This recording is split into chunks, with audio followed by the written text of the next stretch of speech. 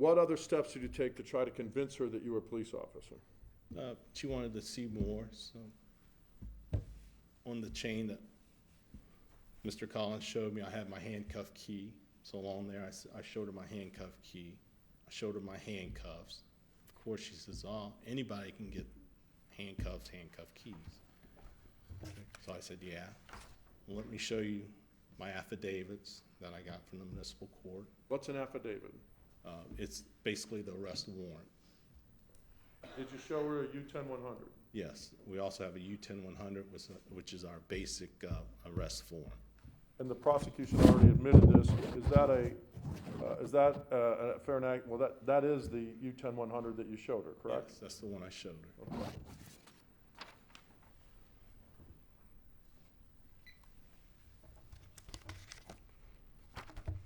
Was there talk about you're the police, and if you don't have, what did you say why did you tell her that you were a police officer, number one? Because I was going to arrest her. Is that you're based on training? Yes. Okay. And at some point, was there a question came up about warrants? What did you tell her about warrants? I asked her about a 50 check. If she had any warrants, 50 check. I told her, you know the lingo. She didn't respond. Did you ask her at any point, did she have any weapons? Yes. Did she respond to you? No. Why did you ask her if she had any weapons? Because usually when we run across prostitutes or anybody, they sometimes had a knife on them or any type of weapon. What did you tell her? Hey, did you tell her, hey, if you don't have any warrants, I'm not going to arrest you? Yeah, I told her. I said, hey, if you don't have any warrants, I'll let you go. You still give a summons, but you let them physically go. Right, and write them a court date with the charge and time to show up at court. Why did you ask her, after all of that you did during that process, why did you ask her, do you still don't believe I'm a police officer? Because she kind of had to look like, maybe you are a police officer, maybe you're not. So I said, you still don't believe I'm a police officer? And she said, I didn't say that. What did you believe at that point in time, Mr. Mitchell, about that statement? With that statement, I believed that she knew I was a police officer. She said, I didn't say that you weren't. So I proceeded to try to arrest her. Did you tell her in advance that you were going to handcuff her? Yes. Was she compliant? No. Was she verbally compliant? No, she never agreed to being handcuffed. Why did you then, you hear on the audio, you said, fuck it, I'm going to handcuff you. Correct. What was going through your mind at that point in time? Well, that's after the gentleman came out of the building. I apologize. So while you're talking with her, trying to convince her you're a police officer, a person walks by. Correct. What happens with that situation? I was sitting there, still texting. She's still there talking like, you're not a police officer, this and that. And a gentleman comes out of the building off to our right, carrying a large item. At the time, I couldn't see what it was, but he was heading for the dumpster. She rolled her window down and started yelling out the window. Okay. And based on that, did the gentleman come closer to you? After he put away his, I think it was a microwave in the dumpster, he came back and stopped outside. What did you say to him? I wasn't saying anything at the point. She was the one yelling everything out the window. Did you acknowledge him? Yes. What did you do physically to show him that you were a police officer? She was yelling out the window, he's not the police, he's trapping me in this car, he's trying to kidnap me. She's saying all these things. Called 911, and I'm yelling out, I am the police. And I thought it was loud enough for him to hear, but I also grabbed my police ID. I put it up towards the back window because he was looking in the window, and basically he looked at it and kind of agreed that she's talking a lot of baloney. I'm going back into the building. So do you know where he went from there? Back into the building. Okay, so physically, you're saying you turned towards the right back of the thing and held your ID up there? Correct. Okay. What happens next? she begins to get more violent. Her voice starts to escalate. I've arrested over 500 females for prostitution. I knew what was coming. I knew there was getting ready to be a physical altercation. Why did you say, fuck it, I'm going to handcuff you? Basically, I had enough. I was fed up. I'm tired of reasoning with her. I showed her everything I could that I had to possibly show that I was a police officer. I asked her the right questions. I believe she thought I was a police officer. Okay. What did you do? Did you then try to handcuff her? Yes, I did. That's when I brought my cuffs that were underneath my left leg, which they were always there. That's where I keep them. And I brought the cuffs out to arrest her. Okay. If you would face, may I approach the witness, Your Honor? If you would face, kind of swivel a little bit that way. So Ms. Castleberry is, for the record, seated as you're facing to your right, correct? Correct. Okay. So describe to the ladies and gentlemen of the jury how you did with your hands. What did you do? I grabbed both her hands like this, Why do you grab both hands? and I have my handcuffs with me to control, so she doesn't sucker punch me. I wanted to control both hands. Okay, so you grab both hands. Correct. Grab on. What happens at that point, Andy? She started pulling and arguing, fussing with my hands and pushing away, resisting arrest, basically. Is that a sign of resisting arrest? Yes. Is that a sign of noncompliance? Yes. Is she verbally telling you that she's not going to comply? Yes, she's saying, keep your hands off me, don't touch me, basically. Don't touch me. Do you know if at this point in time, when you grabbed her hands, if her seatbelt is on or off? She did unbuckle. I do remember her unbuckling the seatbelt before she started yelling out the window at the gentleman that passed by. Were you aware that she had thrown the handcuffs out the window at some point? No, I wasn't. Okay. At this point in time, while you're grabbing her hands, what do you perceive about her actions? I was trying to make control because I didn't want her to reach for any weapons. I didn't want her to punch me. I didn't want her to scratch me. I was just basically trying to control her hands so I could put the handcuffs on her. Anything she doing led you to believe that she was being compliant? No, nothing whatsoever. She's kicking her legs, banging on the dash. I mean, she did everything possible to try to get away from my grasp. I approach the witness. When you have her hands, so did you grab my hands? Face this way.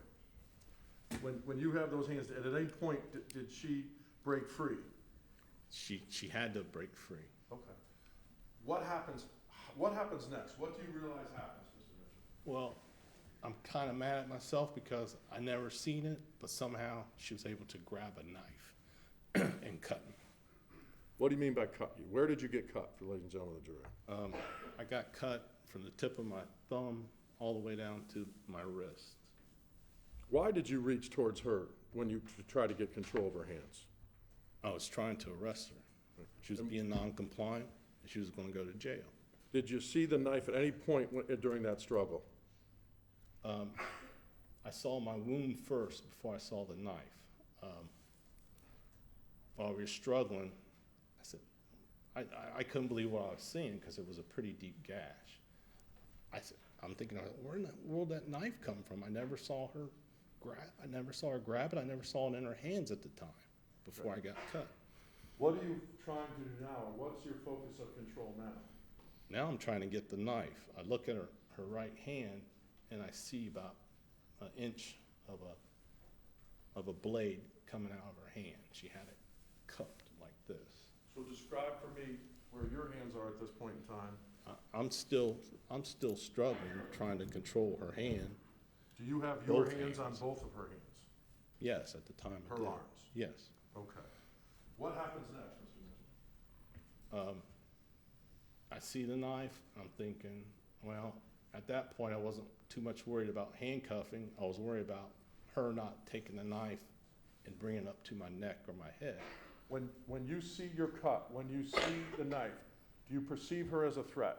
A definite threat. Do you perceive her as a threat to serious physical injury? Yes. Do you see her as a threat to potential death?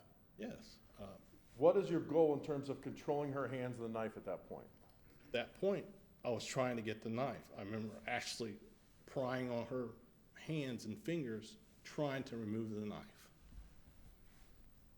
Why didn't you grab for you heard Mr. Patrick testify, correct? Correct.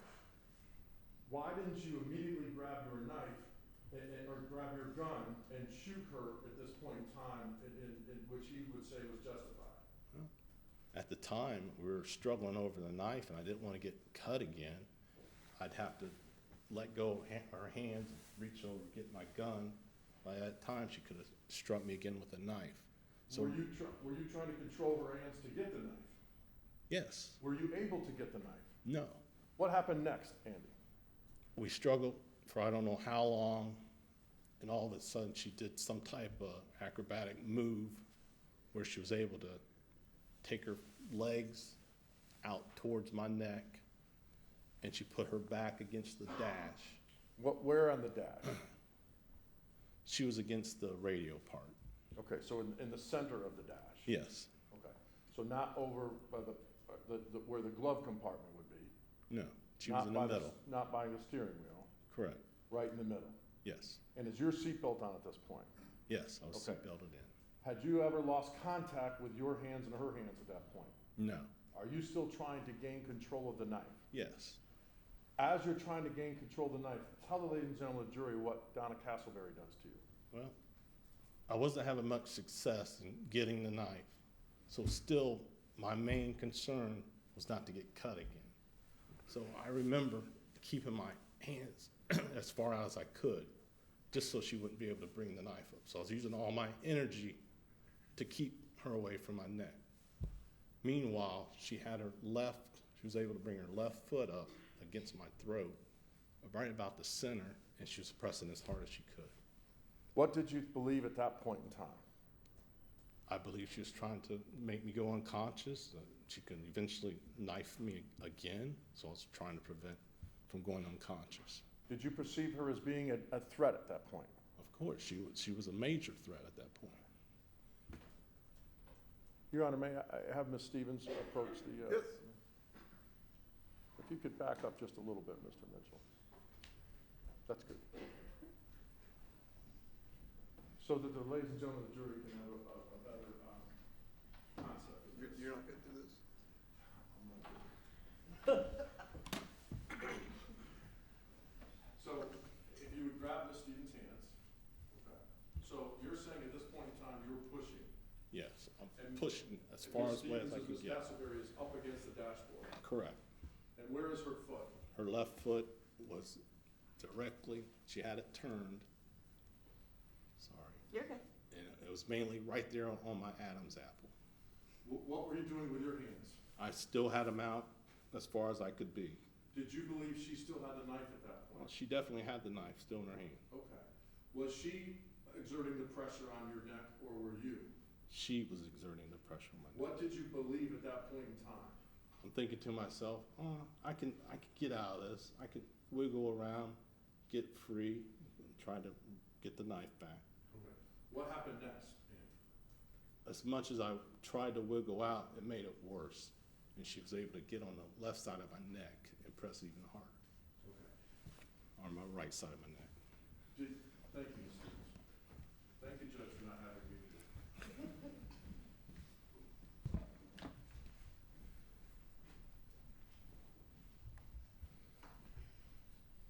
At this point in time, with her foot up against your neck and her exhibiting the force and using the dashboard to go back towards you, correct?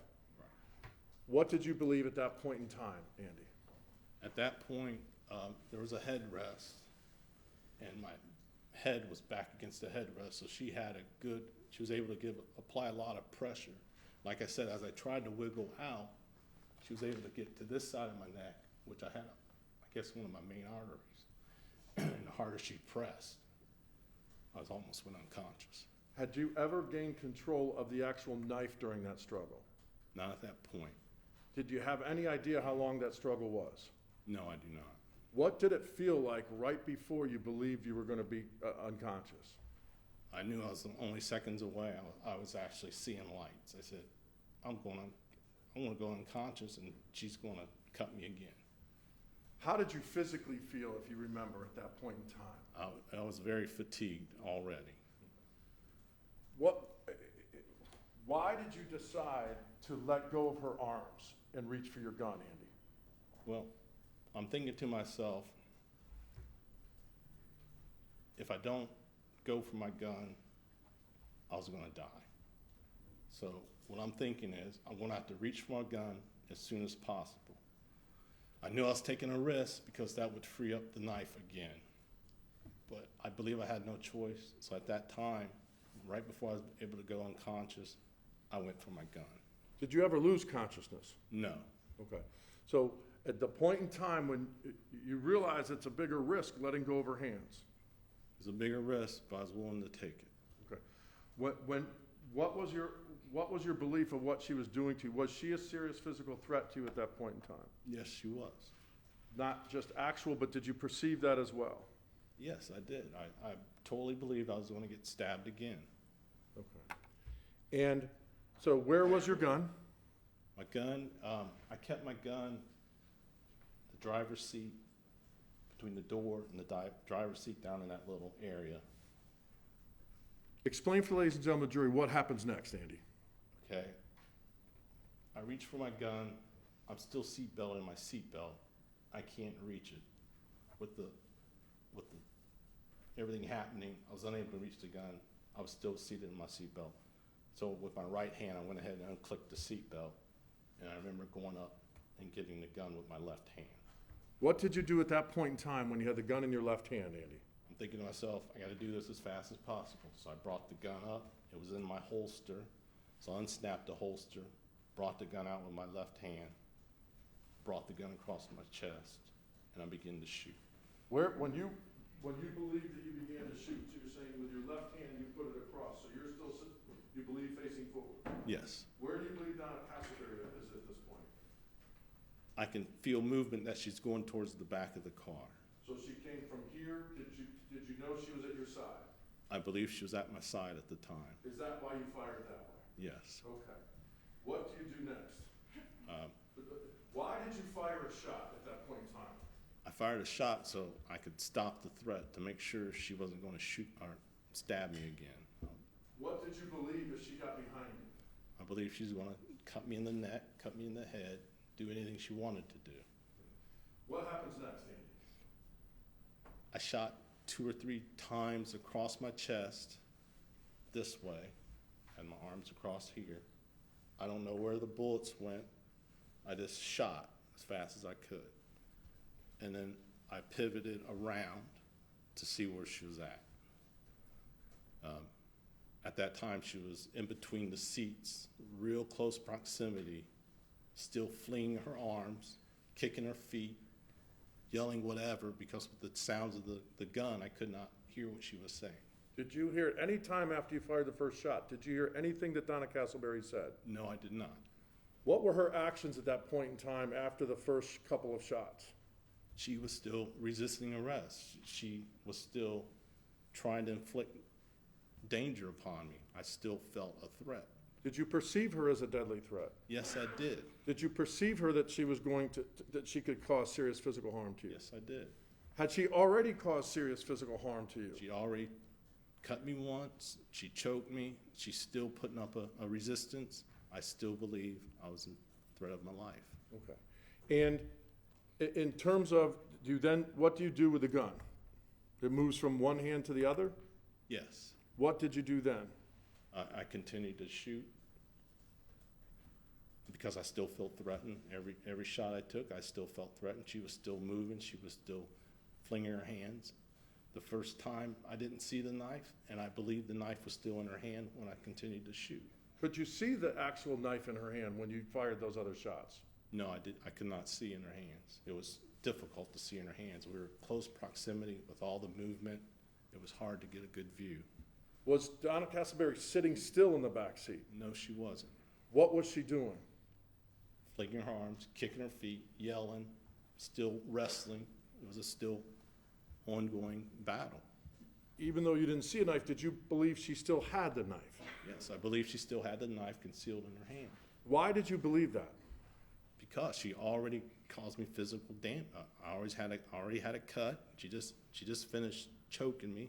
I was gasping for air. I was under the threat of dying. Why did you stop shooting? I stopped shooting because she quit moving. Was the threat over? The threat was over. Each and every shot, did you attempt to reassess when shooting? Yeah, I reassessed the whole time, the time we started fighting till the last shot. Was she ever not a threat to you based on your perception at that point in time? She was a threat to me the whole time. I felt a threat the whole complete time. All right. Is that what you believed? That's what I believe.